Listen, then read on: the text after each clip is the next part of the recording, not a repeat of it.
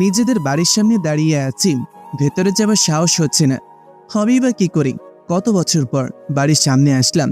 আজ থেকে প্রায় 12 বছর আগে এই বাড়ি থেকে পালিয়ে গিয়েছিলাম শুধুমাত্র অবহেলার কারণেই। আজ আবার ফিরে এসেছি। ফিরে আসার দুইটা কারণ, প্রথমত আমার দাদি অসুস্থ তাই, আর দ্বিতীয়ত সেটা না হয় রহস্যই থাক, বাড়ির ভেতরে গিয়েই না হয় পরিচয়টা দেই। আমার বাবারা 2 ভাই, বড় চাচার 1 ছেলে 1 মেয়ে। আমরা 2 ভাই, আমি আর ইমন। আমাদের কোনো বোন নেই। বাবা বড় বিজনেসম্যান। ছোট থাকতে কখনো বাবার সঙ্গ পাইনি। মাও নিজের সময় কাটানোর জন্য স্কুল শিক্ষক এর পেশায় নিযুক্ত হন। বাড়িতে আমি আর দাদি আর বড় ভাইয়া ইমন থাকতাম, আর কাজের লোক। চাচা চাচিরা বিদেশে থাকে। বড় ভাইয়া ছোটবেলা থেকেই আমাকে ভালোবাসতো না, সবসময় আমার সাথে ঝগড়া করত, আর আমার নামে উল্টাপাল্টা বলেই বাবার কাছে নালিশ করত, আর বাবা আমাকে মারত। এইভাবেই অবহেলা পেতাম আমি। মাও বড় ভাইয়াকে বেশি ভালোবাসতো, আমাকে শুধু দাদিই ভালোবাসত। আমি যখন ক্লাস 8-এ পড়ি, সেই বছর বাড়ি থেকে পালিয়ে যাই। বাড়ি থেকে পালানোর কারণ ছিল ভাইয়া টাকা চুরি করে আমার কথা বলেছে যে আমি চুরি করেছি। বাবা আমাকে অনেক মারে, মাও কিচ্ছু বলেনি। সেই দিন রাগ করে আমি বাড়ি থেকে চলে আসি, আর আজ এত বছর পর বাসায় ফিরলাম। আর আজ আমি প্রতিষ্ঠিত। আমাকে ওপর মহল থেকে এখানে একটা মিশনের জন্য পাঠানো হয়েছে। আর এখানে এসে জানতে পারি দাদি খুব অসুস্থ, তাই এখানেই আসি, না হলে অন্য কোনো ফ্ল্যাটে উঠতাম। বাড়ির গেট দিয়ে ঢুকলাম, বাড়ির সামনে কয়েকটা গাড়ি দেখতে পেলাম, হয়তোবা কেউ এসেছে। বাড়ির সব রুম আমার চেনা ছিল, এবং দাদির রুমও। তাই আমি দাদির রুমের দিকে যেতে লাগলাম। দাদির রুম থেকে অনেক শব্দের আওয়াজ পাচ্ছি। আমি দাদির রুমের সামনে আসলাম, তখনই আমার সামনে একটা মেয়ে এসে দাঁড়ালো। দেখতে খুব সুন্দর। মেয়েটা আমাকে বলল, আপনি কে?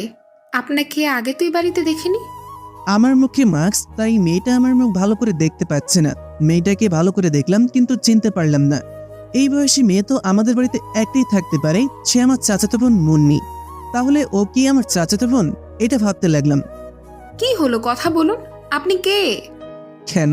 অবহেলার পাত্র। মানে? সব মানের উত্তর হয় না। তখন মেয়েটা আপু আপু বলে কাউকে ডাক দিল। মুহূর্তেই আরো কয়েকটা মেয়ে এলো। এই মেয়েটা আমার থেকে বড় হবে। কি হয়েছে দিশা, এত ডাকাডাকি করতেছিস কেন? ও, তাহলে এই মেয়েটার নাম তিশা। তাহলে এই মেয়েটা আমার চাচাতো বোন না। আপু, এই লোকটাকে জিজ্ঞেস করেছি উনি কে, কিন্তু কোনো কথাই বলছে না। এই আপনি কে? আর আমাদের বাড়িতেই বা আসলেন কি করে? হেঁটে হেঁটে এসেছি। দেখছো কি ফালতু ছেলে, ওকে এক্ষুনি বের করে দাও বাড়ি থেকে।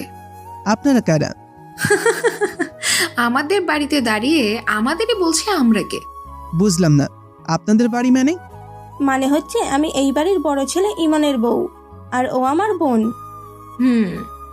ও, তাহলে এ আমার বড় ভাইয়ের বউ, আর এ আমার বড় ভাইয়ের শালিকা। শুনুন, দাদুর রুমে যাব।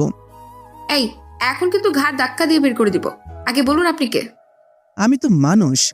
তিশা জোরে জোরে কথা বলছিল, তাই দাদুর রুম থেকে একটা মহিলা এসে বলল, মা এমনিতেই অসুস্থ, আর ডাকাডাকি করে কথা বলছো কেন তোমরা?